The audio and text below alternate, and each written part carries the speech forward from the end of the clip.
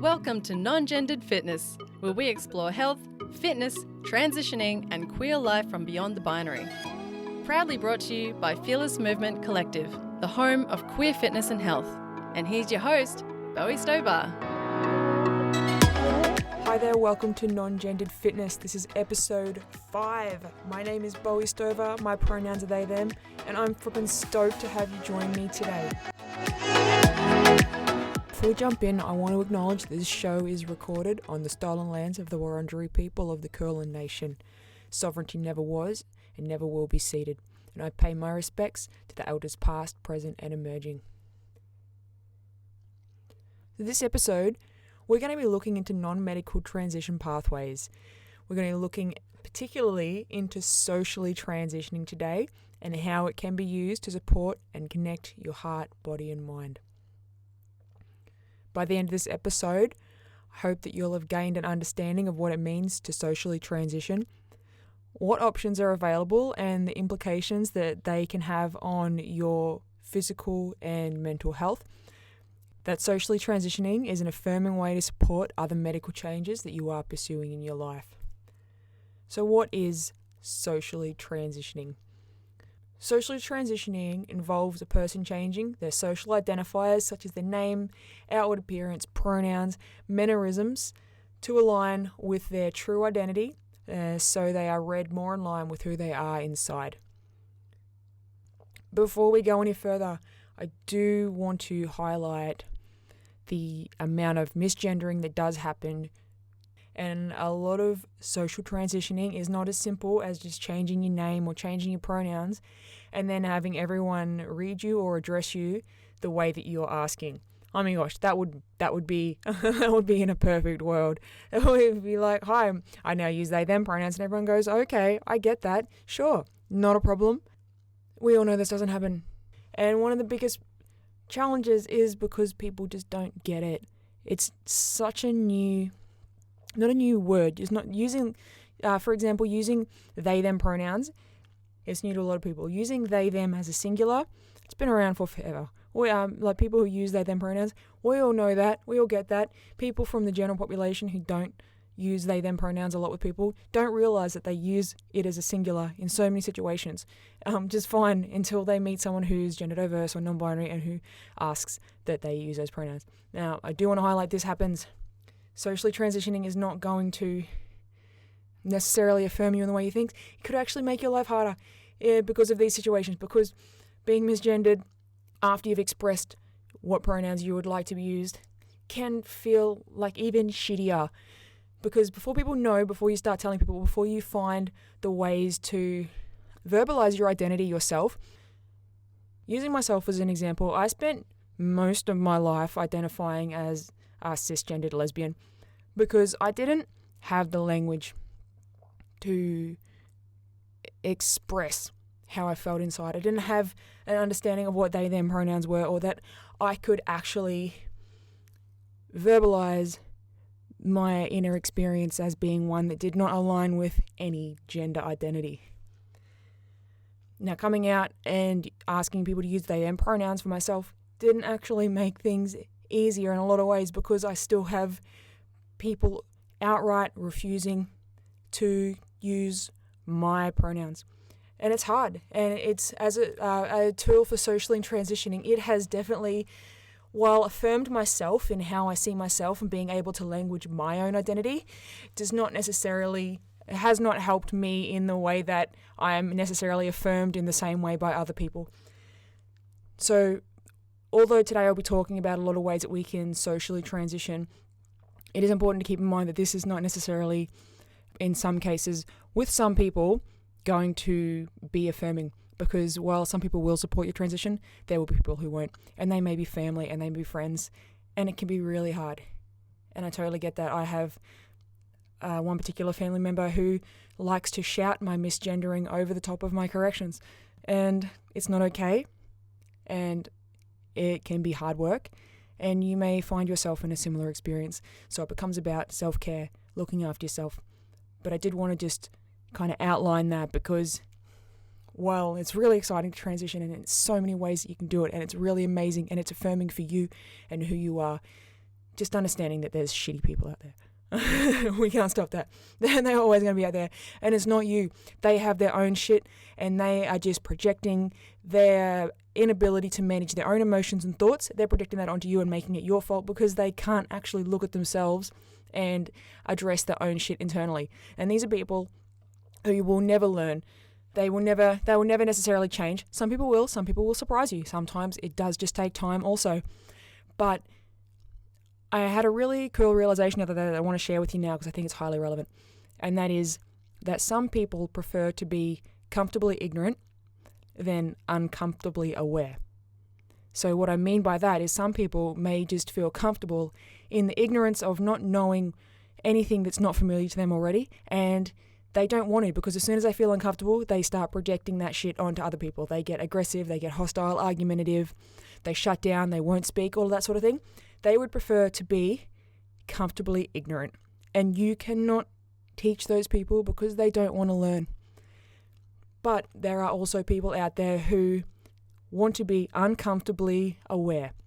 And they are the people who may hear something new. It challenges them. It challenges what their thoughts and beliefs are of the world, but they are open to learning because they are all right with becoming uncomfortable to learn something new and grow. And they are the people who you can teach, especially when it comes to socially transitioning or any sort of transition. They are the people that are worth having the conversations with and taking the time to. And sometimes it can be hard figuring out who is who wants to be comfortably ignorant and who wants to be uncomfortably aware, but that's all part of it. But when you come across someone who would prefer to be comfortably ignorant, it is going to cause you more heartache and you more hardship to try and fight that. So look after yourself, friends. It's not going to be an easy journey. However, it's going to be a fucking rad one. And it's so worth it. It is so worth exploring who you want to be and how you want to be. Regardless of all the haters and all the comfortably ignorant people out there who live in their little bubble and will never actually fully experience life because they're too busy wanting to deny anything that they don't feel is familiar to them. We don't have time for that shit because we are way too fucking awesome for that.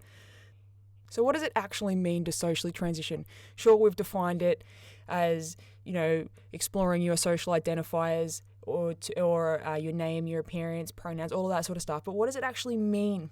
So there are so many ways a person can socially transition, and they are all valid.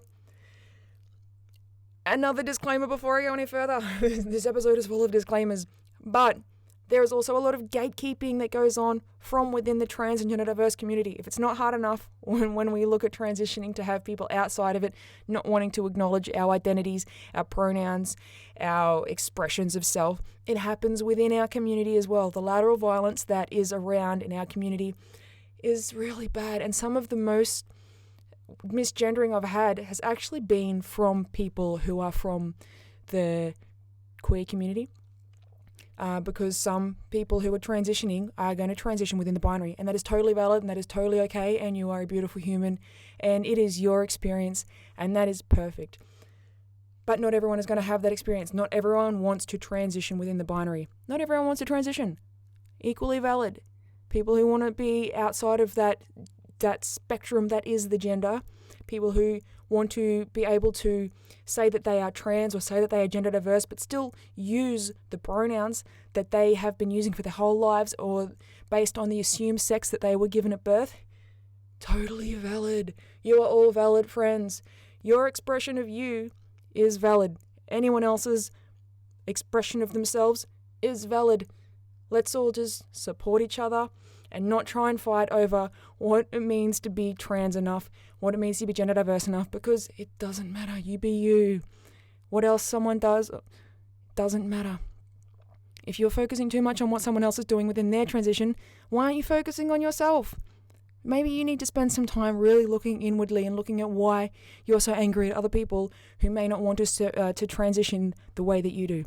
Because maybe there's some stuff going on there that you really need to address.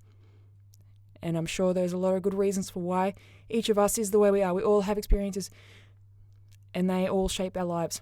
But we need to support each other. We can't judge and attack and not validate each other's identities, but then ask other people to validate us. We need to work together. Possibly the last disclaimer of this episode, but I make no promises. I just want everyone to be themselves. Everyone can be themselves, and they are valid in that. Whether they choose to transition, whether they choose not to transition. If they say they are trans, if they say they are gender diverse, then they are. End of story. People are who they say they are as their expression of self, and no one can argue that. Alrighty. So there's not a specific place that you can start or end transitioning. It's like this lifelong exploration. Some people may choose to simply change their pronouns, and that's enough for them. They feel completely affirmed within their identity then, and then that is all. They don't feel the need to change their name. They don't feel the need to necessarily change how they dress or how they express themselves with their physical gestures and mannerisms or anything like that. Totally okay. Some people will completely change everything they can about themselves because they feel that that's how they need to truly align with who they are. Totally valid. There is no right or wrong way to do this. And that is the friggin' awesome part. Because there's no limits. There's no guidelines. There's no tick boxes. There's no anything. Express yourself how you want to express yourself. That is the coolest part. And there's no perfect start. There's no perfect finish. There is neither of those things. Some people, over myself, let's look at myself because I know what my experience has been and I can use that as a great example. I started by changing my name and my pronouns at the same time. And it was really exciting for me, not so exciting for my family. I think it was a bit of a shock for them because they had always known me as a cis lesbian. Well, I don't think they actually knew what cis was. To be honest, I didn't even know what cis was before I came out. I'm from a very small town up in regional Queensland where language up there was really not flash, but lesbian was how I identified. And then I met my wonderful partner, Zay, and spent some time in Melbourne where there's wonderful people who are aware and who have so much more acceptance and language for stuff. And the community down here, the queer community down here is, compared to where I'm from, is huge. It's so huge. I think there was about 20 people from the community I was from, and we all had a hard time up there. But down here, I came down here and I met people, and their expression of who they were was not within the gender binary, and I was just like, holy shit. And I remember Zay saying to me that they had this friend who was non-binary, and they used they/them pronouns because they didn't feel like they fit within the gender binary. And it was the first time I actually realized, like, wow, there's language for how I feel inside. This is amazing. I have words to now express myself. And so I started exploring they/them pronouns. That was my very first step, followed very closely by my name change. I think it was in 3 months of changing my pronouns that I was like, yeah, I need a new name. Like, this one my old name just never sat with me. It was never me. It was never my jam.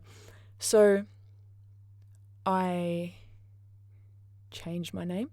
And then I moved to Melbourne, which was a really big shock, I think, to my family because, one, they'd never heard of anything that I was expressing. To them, it came on all of a sudden. I see that for a lot of people who aren't living the experience of someone who desires to transition in some way, it may come on all of a sudden. But for the trans and gender diverse community, we spend our whole lives, or we can, some people may not really find the language until much later in life, but we live with this feeling inside of not being what people see us, not being who people say we are. So for us, it's not all of a sudden. But for other people, I can totally see how it could be because they're not in our heads. They don't know what we're thinking. They're not thinking what we're thinking. And they don't have that awareness. So for my parents, it was very shocking. I was like, so I'm now this identity called non-binary. I no longer feel that I want to label myself as being within the gender binary because I don't feel like it's ever aligned with who I am. I'm going to use they/them pronouns. And by the way, my name's now Bowie. Alrighty? We all good here? and they all just kind of looked at each other and looked at me and went, okay, whatever makes you happy. And I was like, great. And I was like, okay, this is not going to be so bad. Like, there were some little challenges. along the way where I think at one point my mum said, well, I don't know if I'm going to be able to remember to call you Bowie because I've always called you by your old name for so long. And I'm like, that's okay. I don't know if I'm really going to answer you when you talk to me, but we'll see how it goes. Then my family must have had a conversation after that happened, and I come back from being out for a few hours, and my little niece runs up to me and she goes, my name is Heidi, what's your name? I'm like, my name is Bowie. And she goes, okay. And she's never called me the wrong name ever again. It was like the most amazing thing. I'm like, kids get it. They don't think it's weird. It's like, oh, cool. Change your name. That's great. I'm going to call you that from now on. And it was fine. There was no questions. It was probably the easiest person that I had for my identity, to be honest with you. But my family, for the most part, has been very good. I think it was just a big shock for them. And then me moving away to Melbourne from regional Queensland, which is like a few thousand kilometres away. So they don't see me very often. So I also see how it can still be weird for them getting used to it. But for myself, that was how my transition started. And that is not going to be the same for everyone. Some people may choose to change their names. I see that as very commonly in a lot of the non-binary and TGD groups that I'm in. People wanted to change their names. I will note that I think the trans and gender diverse community do think up the raddest names around. I really feel like if anyone gets to name themselves, they're always going to think of something super badass. I see so many people expressing who they are through just rad names that feel really good for them, and it brings me so much happiness. And I think it's such a beautiful way of self-expression. Being able to name yourself is really such a defining thing. It's like, I am this person, and I feel like I am this person inside. And it can be one of the most validating things that a person can do. Now, I do understand that some people may not be in a situation that is safe to do that, or they may be using an affirming name that they've chosen with some people, but not be able to do that with others, because I do know that within family units, it can be really challenging and it can be dangerous. I'm not going to play down that. Depending on where you are, depending on your family background, their views, their religion, any of that sort of stuff, socially transitioning can be super risky.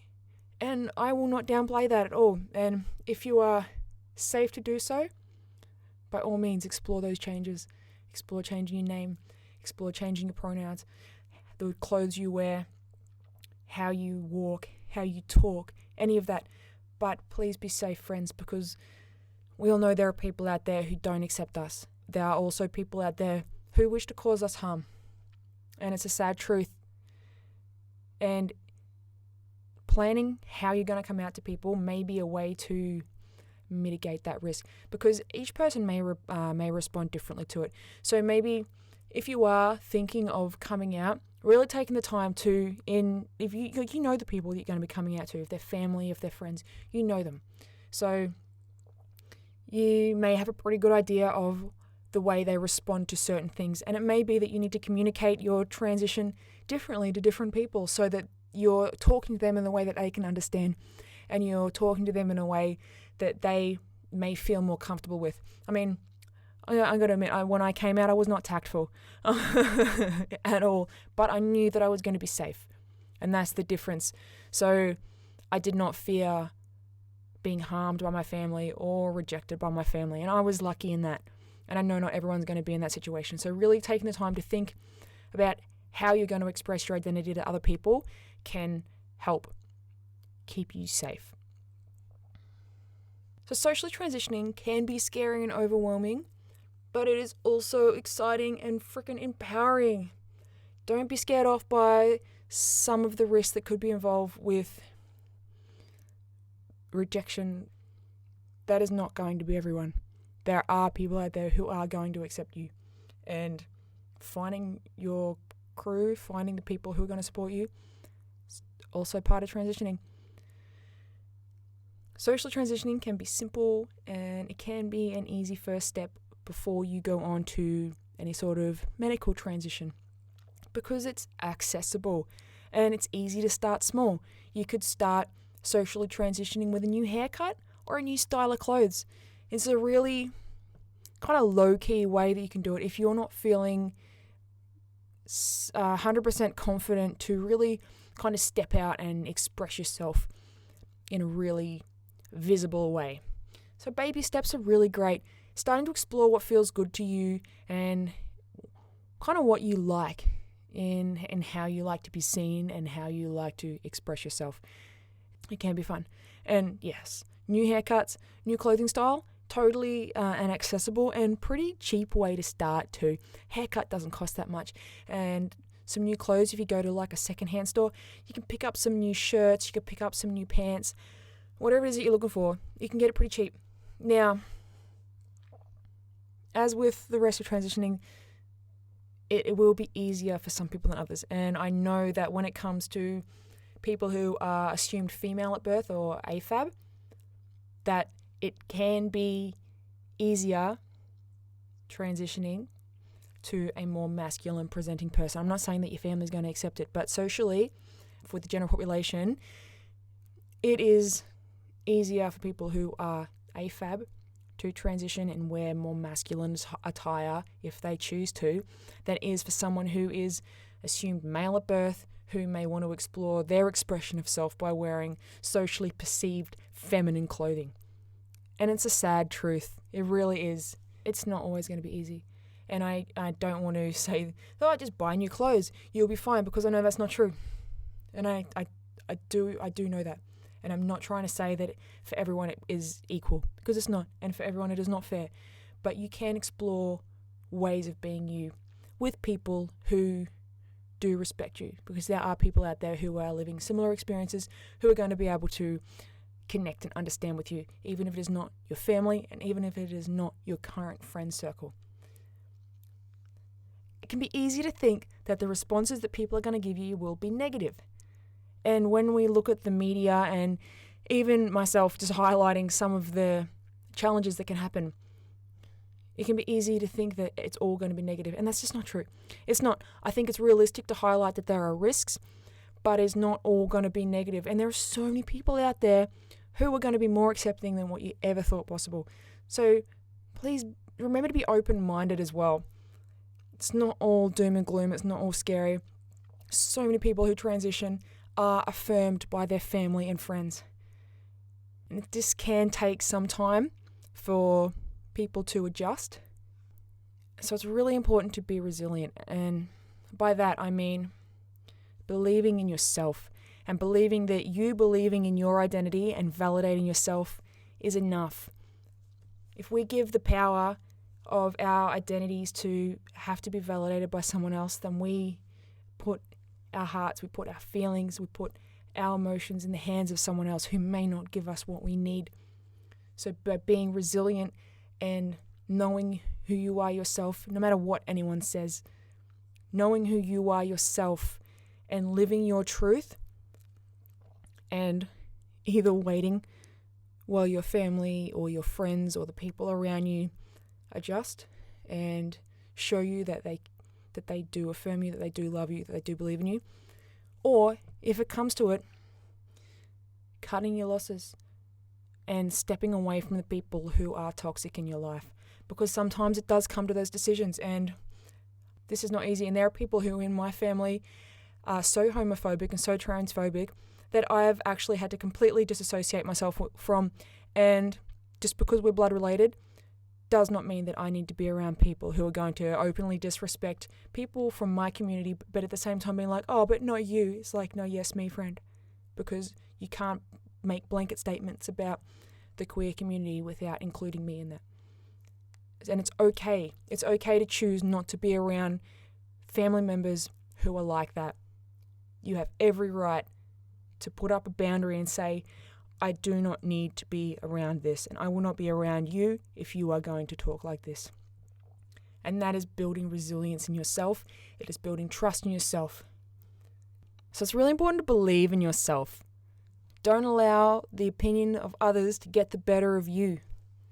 I know for myself, growing up in regional Queensland, I'm going to go back to my experience because it's one that I'm familiar with and one that I've experienced a lot of hardships with. I grew up in a really small regional town.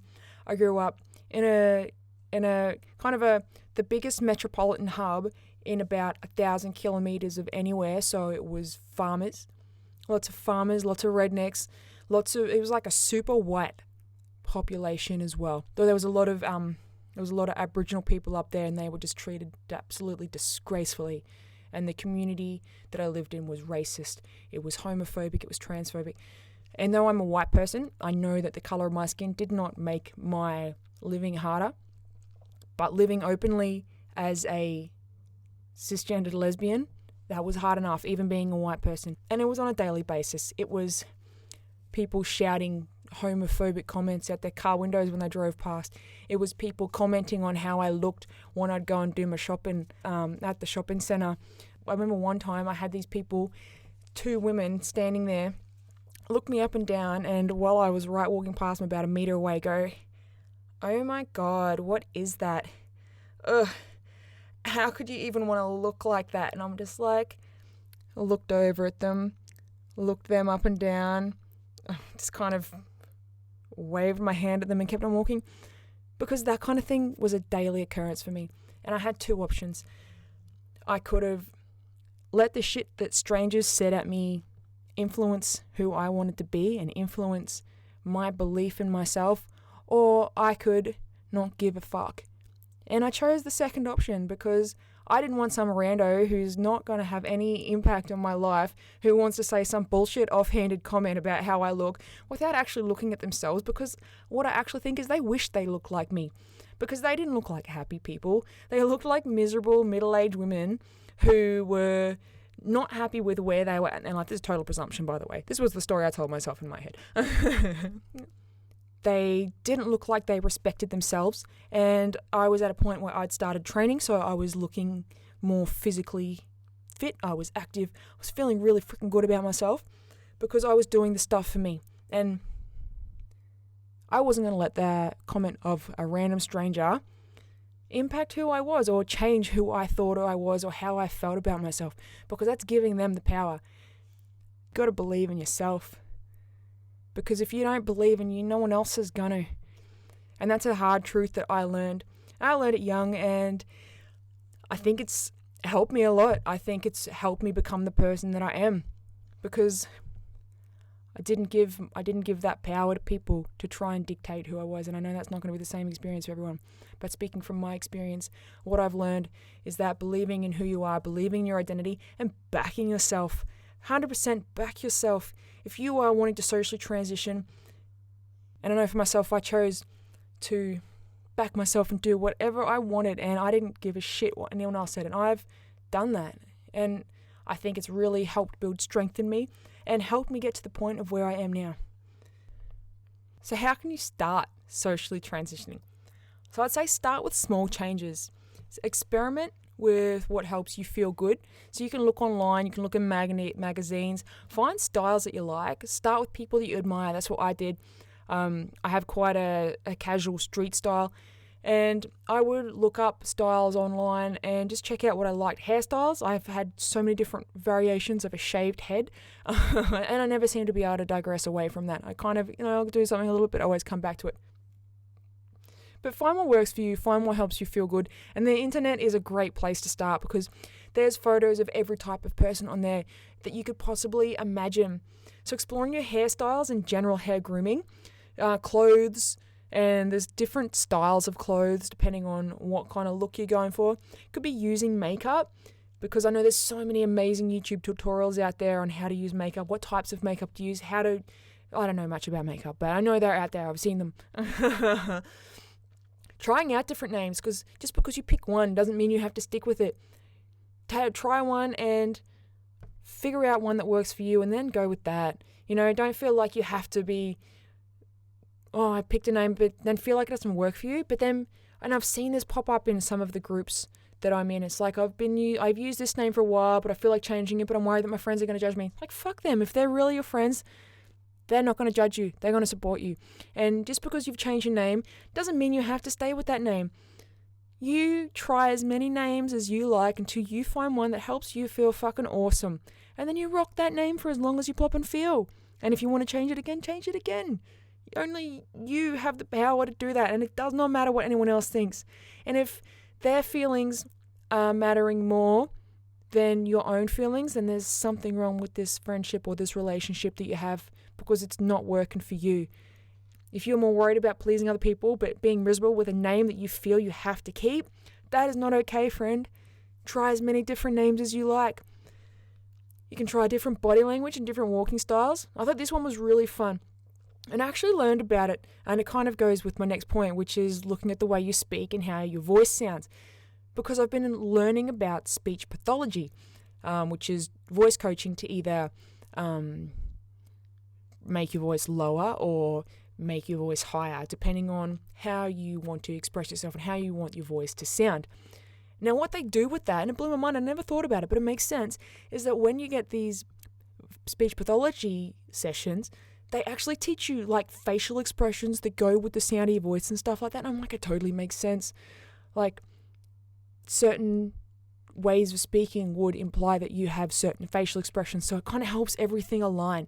It just blew my mind, and it's probably pretty obvious. But yeah, trying out different expressions, trying out different ways that you move your face, the body language. The way you're walking is a big one, and I know for myself, I kind of have a bit of a swagger. My friends have joked with me that they can spot me from a long distance away just because of the way I walk. I'm like, it's signature Bowie. It's a bit of a swagger, not gonna lie. But find what works for you, because everyone can walk differently, and people do all walk differently. People move with their bodies differently when they walk, and that can be based on how their body is able to move, or it might be on how, like an image that they want to express.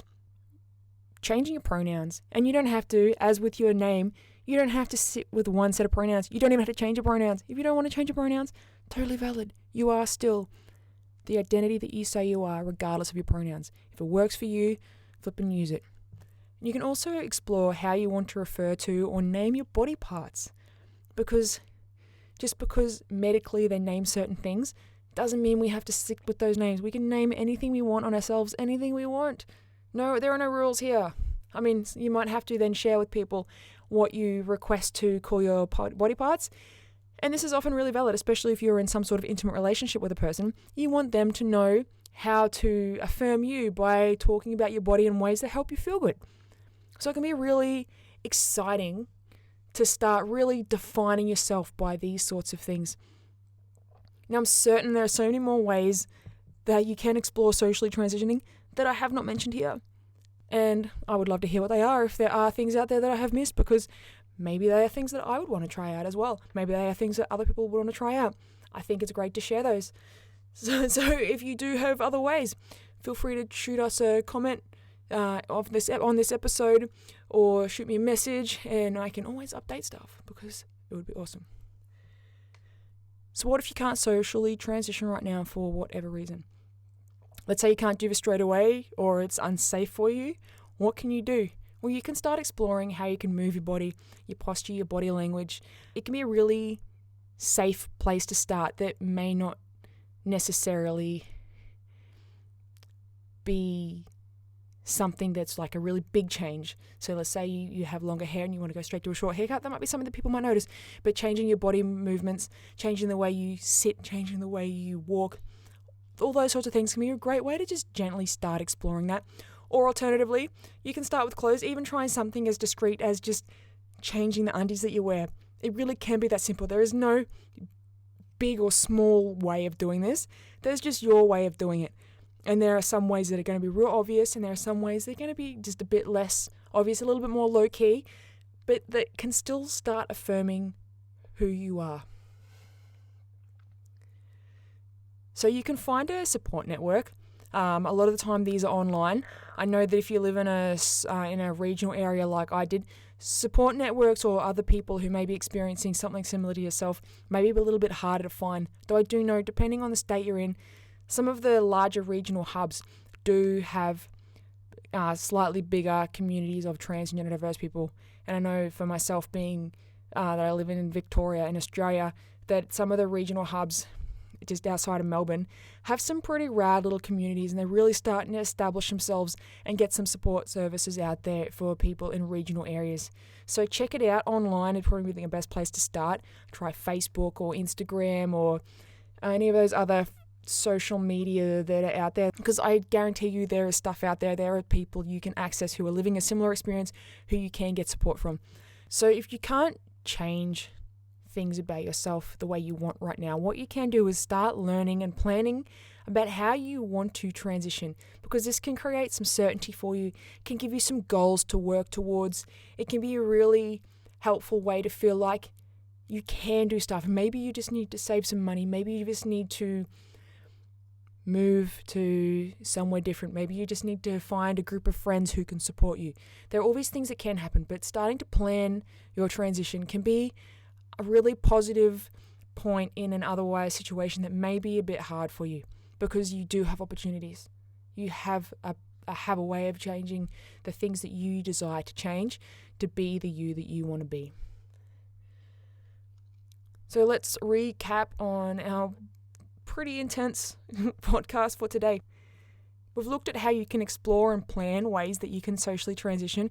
We've gone a little bit deeper than that because I wanted to be realistic in this episode, because it's not just a cakewalk, and depending on where you are will influence the ease or difficulty that you will have in your social transition. And one of the biggest points that I want to highlight and recap here is that you believe in yourself. You've got you. You've got your back. If no one else does, you've got your back. And if you believe in you, other people will see you and believe in you. And even if those people are not in your immediate circle, there are people out there for you. You are not alone. There are so many people out there who may just be waiting to meet you because you are a fucking awesome human. And you just being you is enough. So believe in yourself.